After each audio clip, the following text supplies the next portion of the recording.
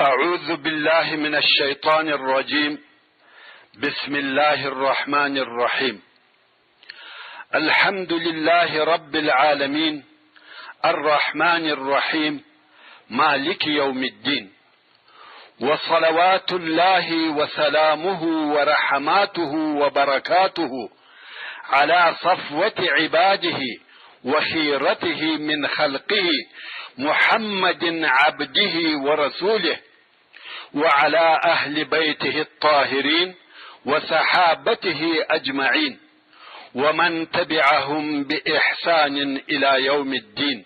أما بعد، ورونو دغه بحث د لمانځه د ترجمې په باره کې دی. هغه لمونځ چې یو مسلمان یې په یوه شپه او ورځ کې 5 واره ادا کوي، خو متاسفانه ځینې کسان د عربي ژبې سره د نه بلدیت یا نه پوهېدلو په سبب د دغه لمانځه په ترجمه او معنا نه پوهېږي. نو ما د خپلو پښتنو ورونو د خدمت لپاره او د دعا په امید دا قصد او عزم وکړي چې یو داسې مضمون ولیکم چې په هغه کې د لمانځه فضائل، د لمانځه درجه او مقام، د لمانځه ځینې احکام او د لمانځه ترجمه موجوده وي. وما توفیقی الا بالله وهو السمیع العلیم. د مخه تر دې چې د لمانځه په ترجمه شروع وکم، اول به په اسلامي شریعت کې د لمانځه مقام او درجه بیان کم. ورونو، لمونځ د عقیدې ساتونکی دی، لمونځ عماد الدین دی، لمونځ د عباداتو سر دی، لمونځ د طاعاتو او عباداتو روښانه تندی دی. نو ځکه ابن القیم رحمه الله په خپل هغه کتاب کې چې د الصلاة په نامه سره یادیږي وایي د مسلمانانو علما په دې کې هیڅ اختلاف نه لري چې په قصد سره د فرض لمانځه د پرېښولو ګناه تر ټولو ګناهو لو ګناه او اکبر الکبائر ده. په قصد سره د فرض لمانځه پرېښول تر قتل، تر زنا، تر غلا، د شرابو تر چښلو، د حرام مال تر خوړلو ډېره او زیاته ګناه لري. په قصد سره د لمانځه پرېښول انسان په دنیا او آخرت کې د الله جل جلاله په عقاب او عذاب اخته کوي. دا د ابن القیم قول و. ورونو، د قیامت په ورځ د لمانځه پرېښوونکي په ډېر سخت عذاب کې وي. الله جل جلاله د سورة المدثر په 42 او 43 نمبر آیاتو کې د دوزخیانو حال بیانوي او فرمایي: ما سلککم فی سقر، یعنی مومنان به و دوزخیانو ته ووایي تاسې خو پوه او هوښیاران خلق واست، تاسې څنګه او چشي د دوزخ اور ته داخل کړلاست؟ قالوا لن نکو من المصلین. مجرمان به د مومنانو په جواب کې وایي موږ په دنیا کې د لمونځ کوونکو څخه نه وو، یعنی لمونځ مو نه کاوه. امام ترمذي د عبدالله ابن شفیق رضی الله تعالی عنه څخه روایت کوي چې د رسول الله صلی الله علیه و آله وسلم اصحابو د اسلامی اعمالو څخه د هیڅ عمل پرېښول کفر نه باله بیله د لمانځه پرېښول. ابن ماجه او بیهقي د ابو درداء رضی الله تعالی عنه څخه روایت کوي چې وایي زما خلیل یعنی رسول الله صلی الله علیه و آله وسلم دا وصیت او سپارښت راته وکړي چې الله جل جلاله لره هیڅ شی مه شریکوه، که څه هم ټوک ټوک کړه سي، که څه هم وسوځل سي، او فرض لمونځ په قصد سره مه پرېږده. هر هغه څوک چې په قصد سره فرض لمونځ پرېږدي د هغه څخه د اسلام ذمه ایسته سوه. او شراب مه چښه، ځکه شراب د هر شر کیلي ده. الله جل جلاله د هغو کسانو په باره کې چې لمونځ فقط تر خپل وخت ځنډوي فرمایي فویل للمصلین الذين هم عن صلاتهم ساهون، یعنی ویل دی د لمونځ کوونکو دپاره، هغه لمونځ کوونکي چې دوی د خپل لمانځه څخه بېخبره وي، یعنی لمونځ په خپلو آدابو او پر خپلو اوقاتو نه ادا کوي. ویل څه شي دی؟ عطا ابن یسار رحمه الله وایي ویل په دوزخ کې یوه شیله ده، که په هغه شیله کې د دنیا غرونه واچول سي، د دغه شیلې د ګرمۍ او حرارت څخه به ویلې سي. او عبدالله ابن عباس رضی الله تعالی عنه وایي ویل په جهنم کې یوه شیله ده چې جهنم د دغه شیلې د ګرمۍ څخه پناه غواړي. سبحان الله. او په دغه شیله کې هغو کسانو ته جزا ورکول کیږي چې لمونځ تر خپل وخت ځنډوي. دا د هغو کسانو حال دی چې فقط لمونځ تر خپل وخت ځنډوي. نو د هغو کسانو په باره کې څه فکر کوي چې لمونځ نه کوي؟ د حسن بصری رضی الله تعالی عنه څخه د الله جل جلاله د دغه قول د معنا او مقصد پوښتنه وسوه چې فرمایي فویل للمصلین الذين هم عن صلاتهم ساهون. د رضی الله تعالی عنه وویل دا هغه کسان دي چې د لمانځه د وخت څخه بېخبره وي تر څو چې د لمانځه وخت تیر او ناوخته سي. اوس دغه آیات شریف الذين هم عن صلاتهم ساهون هغه تفسیر ته متوجه سه چې مفسرین او علماء کرام یې بیانوي. دوی وایي دغه کسان چې په غفلت سره لمونځ کوي دوی نه پوهیږي چې لمونځ د چا سره مناجات دی او د لمانځه څخه مقصد څه دی او دغه لمونځ د څونه اهتمام وړ او لائق دی. دا به څنګه لمونځ وي چې کله یې کوې او کله یې پرېږدې، وخت او ناوخته پر درېږې، په دنیوي کاروبار او خبرو قصدن وخت تېروې او بیا چې لمونځ کوې هغه هم یو څو مشوکې ووهې. دا دې هیڅ په فکر کې نه درګرځي چې د چا په حضور کې ولاړ یم، د احکم الحاکمین و دربار ته څه قسم حاضري ورکوي او یا حاضري ورکوم؟ آیا الله جل جلاله یوازې دغه ستا ناسته ولاړه کږېدل او سر پر مځکه ایښول ویني او که دې د زړه په حال هم خبر دی؟ آیا په دغسې لمانځه کې لکه ځینې خلق چې ادا کوي د اخلاص او خشوع رنګ هم سته؟ په یاد یې ولرئ، ښه پوه سئ چې دغه ټول حالات او صورتونه په عن صلاتهم ساهون کې درجه پر درجه شامل دي. وهب ابن منبه رحمه الله وایي و خلقو ته تعجب دی پر هغه چا ژاړي چې په بدن مړ سي او پر هغه چا نه ژاړي چې د لمانځه په پرېښولو یې زړه مړ سي. حال دا چې د زړه مرګ د بدن تر مرګ سخت او اشد دی. ورونو اسلام د لمانځه مقام او درجه ډیر لوړ کړی دی. لمونځ د اسلام د 5 ارکانو او بناو څخه دوهم رکن او بنا ده. رسول الله صلی الله علیه و آله وسلم په حدیث متفق علیه کې فرمایي اسلام پر 5 بناو قائم او ولاړ دی. اول شهادت د لا اله الا الله وان محمدا رسول الله. دوهم پر خپل وخت د لمانځه ادا کول. دریم د زکات ورکول. څلورم د رمضان د میاشتې روژه نیول. پنځم د حج ادا کول د هغه چا دپاره چې طاقت یې ولري. لمونځ د ټولو عبادتو ریښه ده. لمونځ تر ټولو عبادتو او طاعتو افضل او بهتر دی. نو ځکه ډیر آیاتونه او ډیر احادیث د لمانځه په باره کې راغلي دي. او د لمانځه د ادا کولو دپاره ډېر تاکید راغلی دی.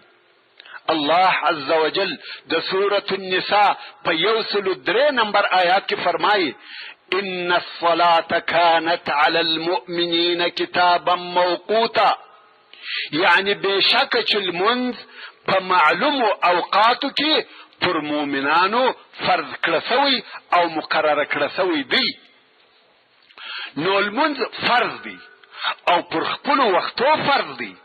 الله جل جلاله د سورة البقره په 43 نمبر آیات کې فرمایي واقیموا الصلاة وآتوا الزکاة وارکعوا مع الراکعین، یعنی المنځ په ښه ترتیب سره ادا کوي، زکات ورکوي او د رکوع کوونکو سره رکوع کوي. ورونو په پخوانیو ادیانو کې په یو دین کې د جماعت لمونځ نه و موجود او د یهودیانو په لمانځه کې رکوع نه و. نو د دغه آیات شریف څخه د جماعت لمونځ مقصد دی او داسې لمونځ مقصد دی چې په هغه کې رکوع هم شته، چې دغه لمونځ د رسول الله صلی الله علیه و آله وسلم د شریعت لمونځ دی چې هم په جمع یا جماعت سره ادا کیږي او هم رکوع پکې موجوده ده. الله عز وجل د سورة البقره په 238 نمبر آیات کې فرمایي حافظوا على الصلوات والصلاة الوسطى وقوموا لله قانتين، یعنی تاسو د ټول المنځو ساتنه کوي، ټول منځونه ادا کوي، خاصتا منځنی المنځ چې د مازدیګر لمونځ دی، او ودرېږئ تاسې و الله جل جلاله ته بیریدونکي په ادب سره.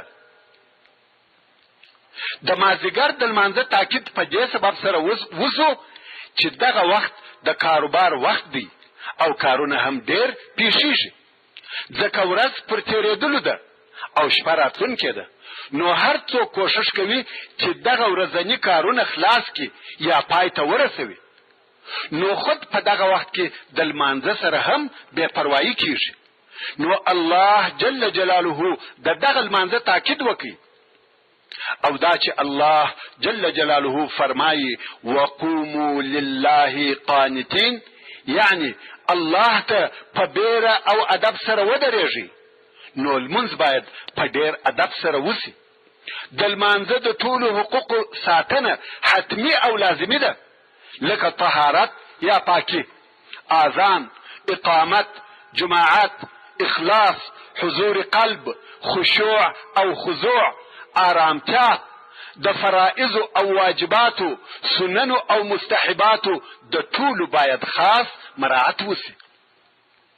ورونو د لمانځه په باره کې ډېر زیات آیاتونه نازل سوي دي چې په رانقلولو یې بحث اوږدیږي، خو اوس راسئ چې د لمانځه په باره کې یو څو مطهره احادیث هم واورو.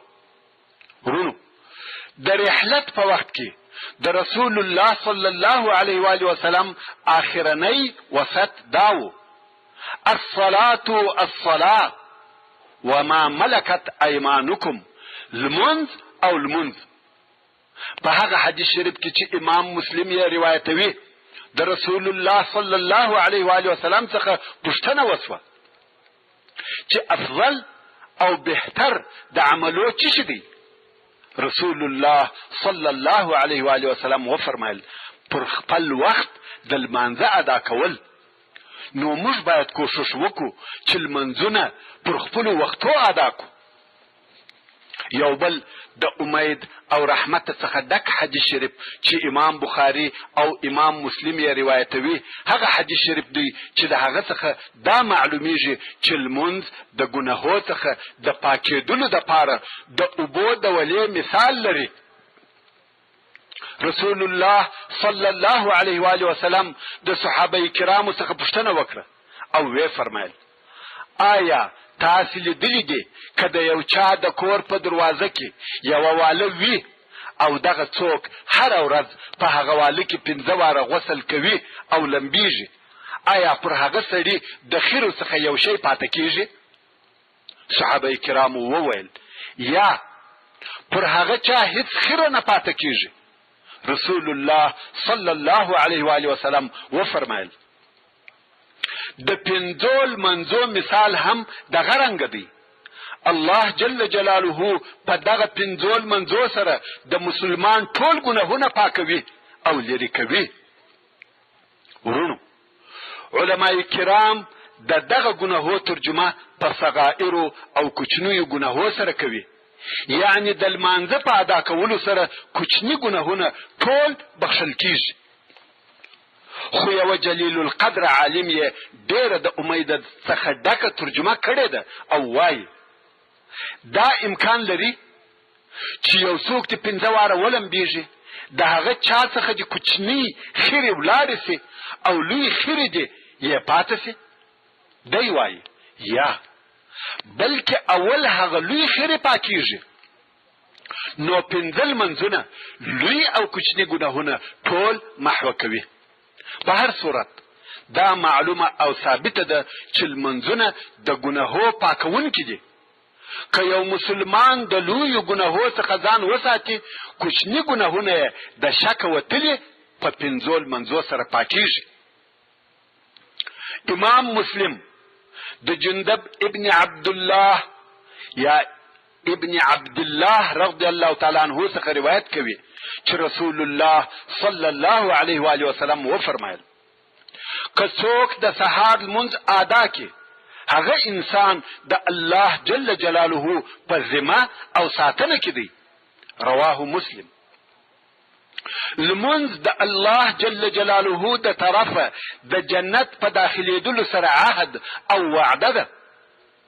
د عباده ابن صامت رضی الله تعالی عنہ څخه روایت دی، وایي ما د رسول الله صلی الله علیه و آله وسلم څخه واوریدل چې وی فرمایل الله جل جلاله پر خپل بندگانو 5 منځونه فرض کړی دي. که چا ادا کړه او د هغو څخه یو نصف ځنې ضایع یا پاته، هغه چالره د الله جل جلاله د طرفه دا وعده ده چې جنت ته به یې داخلوي. دغه حدیث شریف صحیح حدیث دی چې ابو داود او نسائی روایت کړی دي. دغه حدیث شریف څخه دا معلومه سوه چې د لمانځه د ضایع کوونکي او پرېښوونکي دپاره جنت نسته.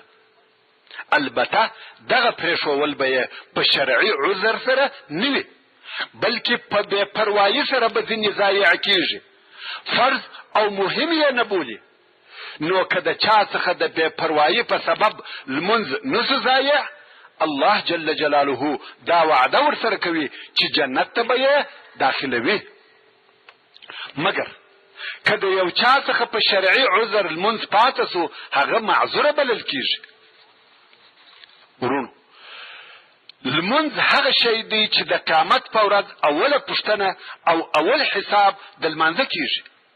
د عبد الله ابن قرط رضی الله تعالی عنہ څخه روایت دی چې رسول الله صلی الله علیه و آله وسلم وفرمایل اول هغه شی چې د قیامت په ورځ حساب کیږي هغه لمونځ دی. که یې د لمانځه حساب پوره او صحیح سو، نور یې ټول عملونه صحیح کیږي، او که یې د لمانځه حساب فاسد او خراب سو، نور ټول عملونه فاسد او خرابیږي. رواه طبرانی. امام بخاری، امام احمد، نسائی او ابن ماجه روایت کوي چې رسول الله صلی الله علیه و آله وسلم وفرمایل اول هغه شی چې د بنده سره حساب کیږي هغه لمونځ دی، او اول هغه شی چې د خلقو په مابین کې قضاوت کیږي هغه وینې دي، یعنی د یو چا وجل یا زخمی کول. نو هغه څوک چې لمونځ پرېږدي، سبا چې د خپل رب عز وجل په حضور کې ودرېږي او اول د لمانځه پوښتنه درڅخه وکړي، څه به ورته وایې؟ کم وخت چې ته د لمانځه په حساب کې ناکامه سې، آیا هغه نور پاته عمل دی که څه هم ښه عمل وي درڅخه قبول به سي؟ شاعر وایي روز محشر که جان گداز بود، اولین پرسشی نماز بود. پس مکن در نمازها تقصیر، تا در آن روز باشدت توقیر. ای هغه څوک چې د الله جل جلاله حق دې ضایع کړی دی، د خپل نبی و قول ته متوجه سه چې فرمایي که چا د مازدیګر لمونځ پرېښاوه ټول عمل یې عبث او ضایع سو. په بل روایت کې راغلی دي لکه خپله کورنۍ او مال چې یې د لاسه ورکړه. رواه مسلم. نو هغه څوکه چې ټول لمنځونه دې پرې ایښي دي تا ته څه شي در پاته دي؟ آیا تا ته به بل ښه عمل در پاته سي یا به فایده در ورسوي؟ هغه څوکه چې د الله جل جلاله حق ضایع کوي بیا دې هم د خپل نبی په هغه قول کې فکر وکړه چې یوازې د جمعې لمنځنې پاته وي. رسول الله صلی الله علیه و آله وسلم فرمایي که چا د جمعې لمونځ بې له ضرورته 3 واره پرېښاوه زړه به یې تور سي، ښه کار به بد ویني او بد کار به ښه ورته معلومیږي. رواه احمد. د مصور ابن مخرمه رضی الله تعالی عنه څخه روایت دی وایي پس له هغه څخه چې عمر رضی الله تعالی عنه په خنجر ووهل سو نو زه د ده رضی الله تعالی عنه کور ته د پوښتنې لپاره ورغلم او دی رضی الله تعالی عنه تر شړۍ لاندې ډوب پروت و. ما و ناستو خلقو ته وویل څه حال یې دی؟ دوی ویل دغه چې ته یې وینې؟ ما وویل په لمانځه یې راپورته کړي د بل هیڅ شي دپاره یې نفي راولاړولی بې له لمانځه څخه. خلقو غږ پر وکړي ویل لمونځ یا امیر المؤمنین. ده رضی الله تعالی عنه وویل هو والله هغه چا لره په اسلام کې برخه نسته چې لمونځ یې پرېښاوه. نو راپورته سو لمونځ یې وکړي او تر زخم یې وینې بهېدلې. مسلمان وروره په ښه دقت سره متوجه سه چې د لمانځه پر ادا کولو د صحابه کرامو حرص څونه و. حتی دغسې د شدت په وختو کې دا حضرت عمر ابن الخطاب رضی الله تعالی عنه چې په لمانځه کې 2 ځایه په خنجر ووهل سو او بیا کور ته بوتله سو یا یوړه سو بیا چې د بل لمانځه وخت راغلی په چسپانجه سره ورته راپورته سو او تر زخم یې وینې بهېدلې. ځکه دی پوهېدی هغه څوک چې لمونځ پرېږدي هغه په اسلام کې برخه او حصه نه لري. لمونځ د الله جل جلاله او بنده تر مابین مناجات دی. الله عز وجل په حدیث قدسی کې فرمایي ما لمونځ زما او زما د بنده په مابین کې پر 2 حصې ویشلی دي او زما بنده ته هر هغه شی ورکوم چې دی یې غواړي. رواه مسلم. لمونځ د اوره څخه نجات او امان دی لکه څرنګه چې امام مسلم د ابي زهير عماره ابن رويبه رضی الله تعالی عنه څخه روایت کوي چې وایي ما د رسول الله صلی الله علیه و آله وسلم څخه واورېدل چې وی فرمایل هغه څوک و اورته نه داخليږي چې تر لمر ختلو د مخه او تر لمر لوېدلو د مخه لمونځ کوي، یعنی د سهار او مازدیګر لمونځ کوي. ورونو دلته ولې دغه 2 لمونځونه یاد سوه؟ حال دا چې 5 لمونځونه ټول فرض دي ځکه دغه 2 لمونځونه په مهمو وختو کې دي. د سهار وخت د خوب وخت دی او د مازدیګر وخت لکه د مخه چې وویل سوه د کار وخت دی. نو که یو څوک دغه لمونځونه ادا کړي نور لمونځونه حتما ادا کوي او نه ځینې پاته کېږي. ورونو لمونځ د کفر او شرک څخه امان دی. په لمانځه سره مسلمان د کفر څخه ساتل کیږي لکه څرنګه چې امام مسلم د جابر رضی الله تعالی عنه څخه روایت کوي او وایي ما د رسول الله صلی الله علیه و آله وسلم څخه واورېدل چې وی فرمایل د مسلمان او کفر په مابین کې د لمانځه پرېښول دي، یعنی تر څو چې یو څوک لمونځ کوي مسلمان دی. دغه لمونځ دی چې د انسان او کفر په مابین کې دیوال دی. که یو چا لمونځ پرېښاوه هغه دیوال او پرده ایسته سوه. په هر لحظه کې دا امکان سته چې کفر ته دې ور داخل سي. د دغه معنا او مقصد سره مطابق یو بل حدیث شریف امام ترمذی، نسائی، ابن ماجه روایتوي چې رسول الله صلی الله علیه و آله وسلم فرمایي: العهد الذي بيننا وبينهم الصلاة فمن تركها فقد كفر. یعنی هغه عهد چې زموږ او د دوی په مابین کې دی لمونځ دی. یعنی زموږ او منافقانو په مابین کې چې کوم عهد او پیمان موجود دی هغه لمونځ دی. که چا دغه لمونځ پرېښاوه هغه کفر اختیار کوي او کافر سو. نو ځکه امام احمد رحمه الله وایي که چا یو لمونځ په قصد سره پرېښاوه هغه څوک کافر دی. او تاسې پوهېږئ چې د کافر کېدلو یا مرتد کېدلو حکم څه شي دی؟ که څه هم د وخت قاضي یا حکومت هغه لمونځ پرېښوونکي ته لازمه جزا ورنکړي، خو د ده ښځه پر طلاقه ده. که مړ سي غسل او د جنازې لمونځ نه ورکول کېږي، د مسلمانانو په هدیره کې نه ږغول کېږي. الله دې موږ او تاسې وساتي. امام احمد د ابو ذر رضی الله تعالی عنه څخه روایت کوي، وایي د ژمي یا مني په موسم کې چې د درختو څخه بلګونه راتویدل، رسول الله صلی الله علیه و آله وسلم راووتی او د یوې درختې دوې شاخلې ونیولې. ابو ذر رضی الله تعالی عنه وایي د هغه شاخلو څخه بلګونه تویدل. نو رسول الله صلی الله علیه و آله وسلم راته وویل: یا ابا ذر. ما ویل: لبیک یا رسول الله.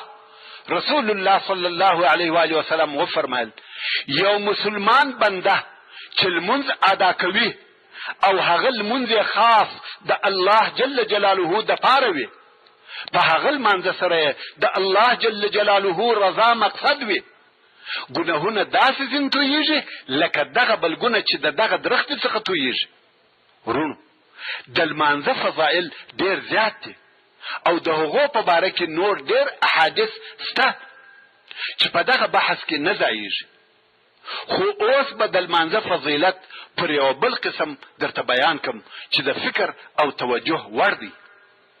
تاسې ټولو ته معلومه ده چې د اسلام یا مسلمانۍ بناوې پنځه دي. اول د لا اله الا الله وان محمدا رسول الله شاهدي ده، خو دغه شاهدي په ټول عمر کې یو وار فرض او لازمه ده. د دغه کلمې په یو وار ویلو سره د اسلام دغه اول رکن پر ځای کیږي. او د اسلام بله بنا روژه ده چې هغه هم په کال کې یو وار فرض ده.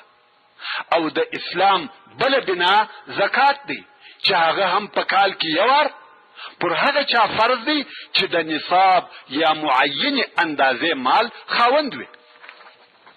او د اسلام بل رکن یا بنا حج دی چې هغه هم په ټول عمر کې یو وار پر هغه چا فرض دی چې د تلو امکانات موجود وي، یعنی کرایه او مصرف ولري.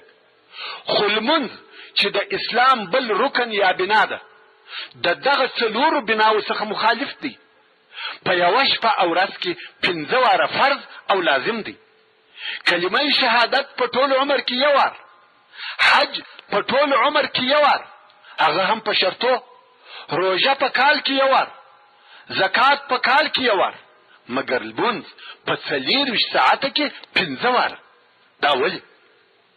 د دغه دپاره عقلي سبب او علت دا دی چې د مسلمانۍ هغه نورې 4 بناوې ټوله په لمانځه کې موجودې دي او د لمانځه په ادا کولو سره هغه هم څه ناڅه ادا کیږي.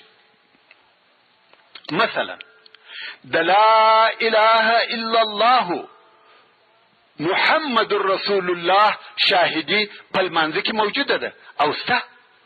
د لمانځه په هر ناسته کې وایو اشهد ان لا اله الا الله واشهد ان محمدا عبده ورسوله. حج چې په هغه کې د کعبه شریفې لیدل، پر کعبه شریفه طواف کول مقصد دی. په لمانځه کې هم د کعبه شریفې و طرف ته کامل درېدل شرط دی. که د مخ یا نور بدن یوې او بلې خواته ځینې واړاوه لمونځ نسو. څرنګه چې کعبه شریفه په حج کې موجوده او داخله ده، دغه رنګه په لمانځه کې استقبال یا مخامخ کېدل شرط دی. نو په لمانځه کې هم کعبه شریفه داخله سوه. روژه همدارنګه روژه چې د خوړلو او چښلو پرېښول دي. په لمانځه کې یوازې خوړل او چښل نه، بلکې نور اعمال هم پرېښول کیږي.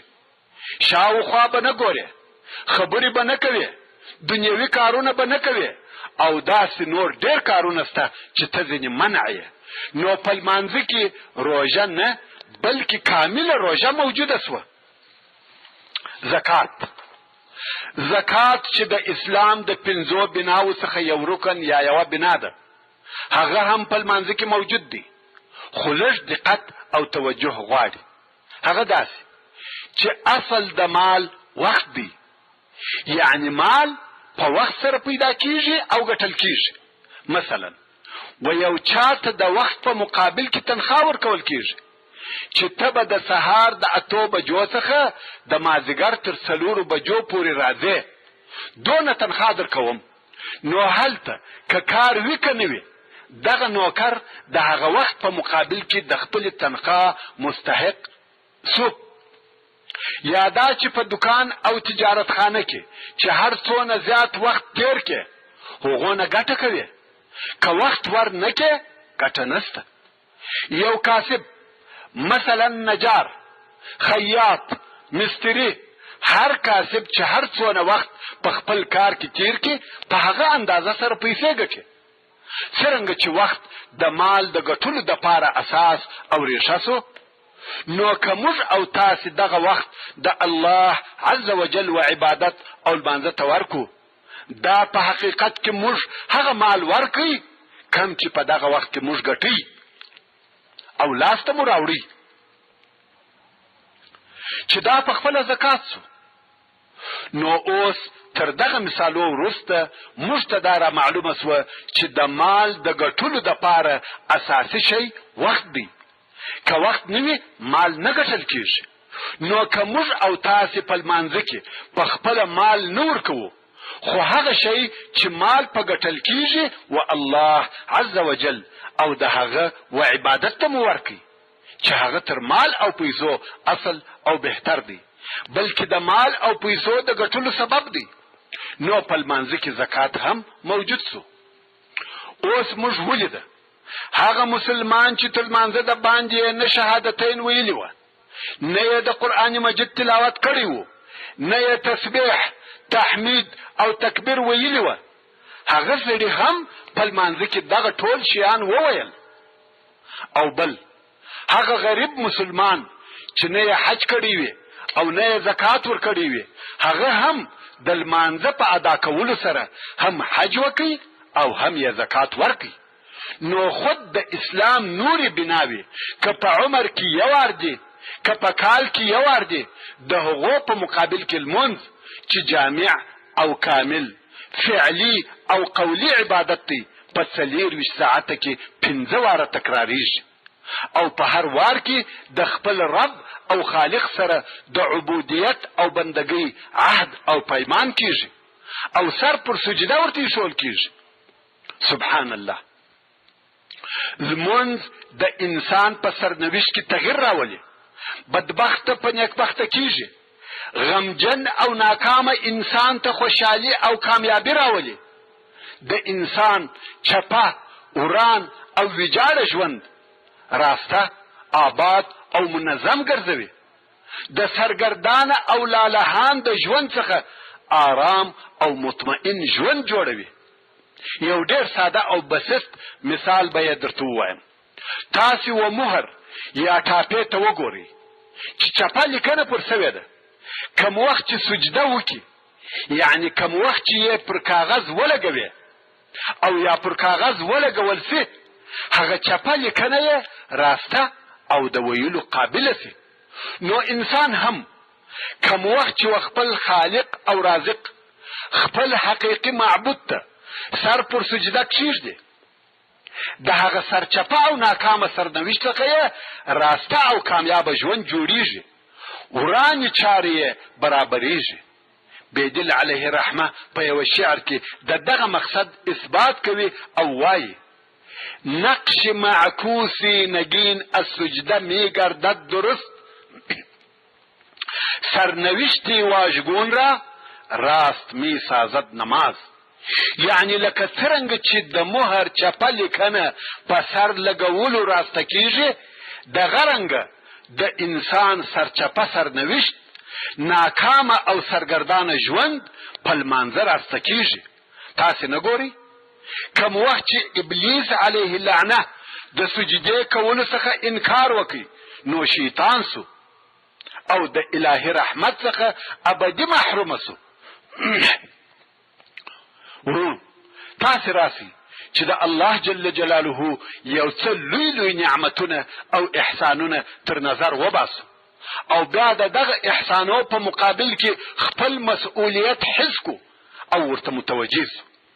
اول او تر هر څه د مخه الله جل جلاله موږ د عدم څخه وجود ته راوستلو. دا هم کېدلی سوای چې الله جل جلاله موږ هیڅ نه وای پیدا کړي. دغه زموږ وجود په خپله یو لوی نعمت دی. دوهم بیا چې پیدا کړو په انسانانو کې پیدا کړو، نه په حیواناتو او حشراتو کې.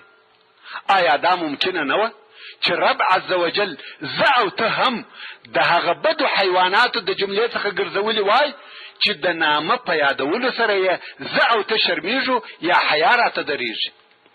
دریم بیا یې په انسانیت کې په مسلمانانو کې خلق او پیدا کړو او په دین مبین اسلام سره یې سرلوړي کړو. آیا زه او ته په خپل اختیار په اسلامي ټولنه کې په وجود راغلو او په خپل خوښه مو اسلام اختیار کړي؟ څلورم په مسلمانانو کې بیا د خپل محبوب رسول الله صلی الله علیه و آله وسلم په امت کې پیدا کړو چې دا کار هم زموږ په اختیار سره نه و. پنځم پس له خلقولو، پس له انسانیت، پس له اسلامه بیا یې پوره او کامل اعضا را کړي دي. آیا زه او ته تر هغه ګوډ او شل، تر هغه ړانده او ګونګي ښه او بهتر یو؟ او کوم الله جل جلاله ته د دغه اعضاو قیمت ورکړی دی چې خامخا به یې موږ ته کامل راکولی. شپږم تر ذکر سوو نعمتو وروسته ژوند، پراخه رزق، په ټولنه کې نوم او نشان را کړي دي، مال، ښځه او اولاد خو مه حسابه. دغه الهي نعمتونه که زه او ته په دواړو حسابو پای ته یې نسو رسولی. یو چا قصه کول او ویل زه یو روغتون یا شفاخانې ته د یو مریض پوښتنې ته ورغلم، خو دغه زموږ مریض داسې مریض نه و چې هغه تبه یا درد درلودی، بلکې د هغه مریضي دا وه چې سترګې یې نه پټېدلې او نه روڼېدلې. هغه د رپېدلو اتومات یې خراب سوی و. نو که به یې غوښته چې سترګې پټې کړي په خپل لاس به یې پټولې، او که به یې غوښته چې روڼې کړي بیا به هم په خپل لاس سره رونولې. آیا ما او تا تر نن ورځې په دغه الهي نعمت کې فکر کړی دی؟ یا بلکې هیڅ ورته متوجه سوي هم نه یو. داسې نور ډېر په زرهاو نعمتونه سته چې زما او ستا په فکر کې هم نه دي راګرځېدلي او نه راګرځي. او هغه نعمتونه زموږ رب عز وجل و موږ ته بې له زموږ د غوښتنې راکړي دي. که زه اوس ځان او تا و دغسې نعمتو ته متوجه کوم، زموږ د بحث اصلي مقصد چې لمونځ دی راڅخه پاته کېږي. نو آیا موږ د دغه ډیرو او لویو نعمتو شکر نکو ادا او دغه خپل عظیم رب جل جلاله ته چې مالک یوم الدین دی په لمانځه سره سر پر سجده نه کښېږدو؟ حال دا چې دغه الله جل جلاله دغه زموږ د ټولو نعمتو راکوونکي په خپل کلام کې ډېر واره یا ډېر ځله او په مختلفو ځایو کې موږ د لمانځه په ادا کولو امر کړي یو. که فرضاً یو څوک دغه لمونځ نکي ادا، هغه به څنګه مسلمان او د الله جل جلاله شکر کوونکی بنده وي؟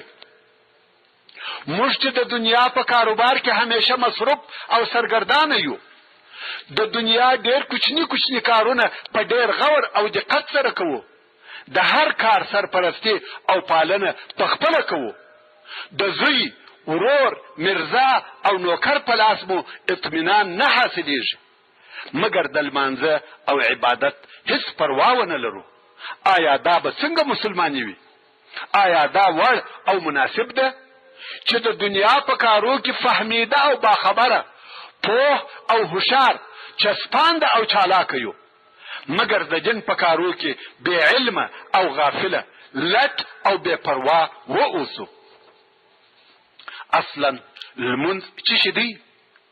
لمونځ د هغه الله جل جلاله چې دغه ټولو نعمتو مالک او خاوند دی ذکر او یادول دی. الله جل جلاله د سورة طه په 14 نمبر آیات کې فرمایي واقم الصلاة لذکری، یعنی زما د یاد د پاره لمونځ ادا کوه.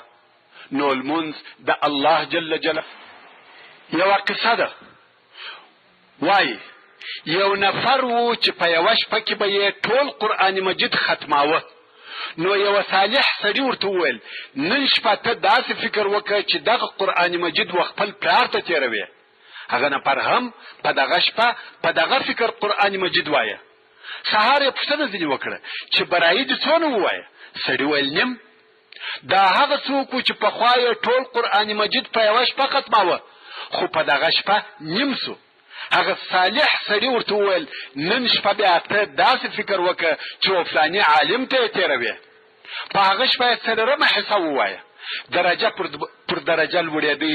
ویل نن شپه ته داسې فکر وکړه چې رسول الله صلی الله علیه و آله وسلم ته یې تېروې. هغه چا ته یې تېروې چې پر هغه نازل شوی دی. په هغه ټوله شپه یې یوه سپاره ووایه. او په آخره شپه یې ورته وویل نن شپه داسې فکر وکړه چې الله جل جلاله ته یې تېروې. خو په دغه شپه کې د سورة الفاتحه تر ایاک نعبد و ایاک نستعین نسو تېر. ځکه خطاب یا خبرې د الله جل جلاله سره وې او خپل رب ته یې دغه ویل خاص ستا عبادت کوو او خاص تا څخه مدد غواړو. د دغه آیات په تکرارولو سره پر سهار سو. نو ورونو زموږ سره هم باید په لمانځه کې دغه فکر را سره وي چې موږ د چا و حضور ته ولاړ یو، څه ورته وایو او څه شي ځینې غواړو. د دغه مقصد د حاصلولو دپاره د لمانځه په ترجمه پوهېدل حتمي او ضروري دي چې همدغه بحث د دغه مقصد دپاره لیکل سوی دی. اوس چې دا را معلومه سوه چې لمونځ د اسلام دوهمه او ډېره مهمه بنا ده. لمونځ د انسان او مسلمان په ژوند کې حتمي او ضروري عمل دی. لمونځ په طاعتو او عبادتو کې کامل او جامع عبادت دی. حتی په لمانځه سره د مسلمان او کافر فرق کیږي. نو دغه لمونځ مو باید زده هم وي، فقط د عادت پر ډول نسي ادا. تاسې پوهېږئ چې لمونځ د ځان دپاره شرطونه، رکنونه، فرائض او واجبات، سنن او مستحبات لري. که لمونځ په خپلو شرایطو او فرائضو سره پوره نسي ادا، هغه لمونځ عبث او بېهوده دی. هغه لمونځ نه دی بلکې ځینې حرکتونه دي. ورونو کم وخت چې زحمت باسو، په یخ او ګرمي کې اودسونه تازه کوو، مساجدو ته ځو، د خواږه خوب ورته راپورته کیږو، خپل ضروري او تجارتي کارونه پرېږدو، نو باید لمونځ د خپلو فرائضو او شروطو سره موافق ادا کړو. ځکه چې دغه ټوله خوارۍ مو عبث او ضائع نسي. او هغه حدیث شریف باید په نظر کې ونیسو کم چې ابو داود او امام احمد د عمار ابن یاسر رضی الله تعالی عنه څخه روایتوي. عمار رضی الله تعالی عنه وایي ما د رسول الله صلی الله علیه و آله وسلم څخه واورېدل چې وی فرمایل یو سړی د خپل مانځه څخه فارغ سي مګر دلره د دغه لمانځه څخه اجر او ثواب نه وي نوشته سوی بېله لسمې حصې یا نهمې حصې یا اتمې حصې یا اومې حصې یا شپږمې حصې یا پنځمې حصې یا څلورمې حصې یا درېیمې حصې یا د نیم لمانځه. یعنی یو څوک پوره لمونځ کوي مګر اجر او ثواب د نیم لمانځه اخلي، یا درېیمې حصې حتی تر لسمې حصې پورې لمونځ یې پوره کړی دی مګر اجر لږ اخلي. دا ولې؟ دا د هغه نقصان او مخالفت په سبب چې د په لمانځه کې موجود وو، چې یا یې واجبات او سنت کم وو، یا یې خشوع او حضور قلب نه و برابر. محترم ورونو، زموږ په دغه اوسنی بحث کې د لمانځه د ترجمې زده کړه مقصد ده، خو تر هغه د مخه دا لازمه او ضروري ده چې په کوتاه او مختصر ډول سره د لمانځه ځینې احکام هم بیان سي. هغه دا چې لمونځ شرطونه او رکنونه لري. شرط و هغه کار ته ویل کیږي چې تر لمانځه د مخه باید پر ځای او عملي سي، او رکن و هغه څه ته ویل کیږي چې د نن په لمانځه کې باید حتمي او ضروري وسي. شرطونه او رکنونه دواړه فرض دي. که د شرطو یا رکنو څخه یو شرط یا یو رکن پاتې سي، لمونځ نه صحیح کیږي. څرنګه چې شرطونه باید د مخه تر لمانځه پر ځای سي او بیا په لمانځه شروع وسي، نو اول به د لمانځه شرطونه درته بیان کړم. د لمانځه اول شرط دا دی چې لمونځ کوونکی باید د بې اودسۍ او جنابت څخه پاک وي. بې اودسي د اودس په تازه کولو سره ایسته کیږي او جنابت په غسل کولو سره ایسته کیږي. په اوداسي کې 4 شیان فرض دي. اول د پوره مخ پریولل، دوهم د ګوتو د سرو څخه بیا تر څنګلو پورې د لاسو پریولل چې څنګلې هم په پریوللو کې داخلي دي. دریم د سر مسحه، د سر د 4 حصې مسحه کول فرض دي او د ټوله سر مسحه سنت ده. 4 د ګوتو د سرو څخه لطفا فتا واړوه.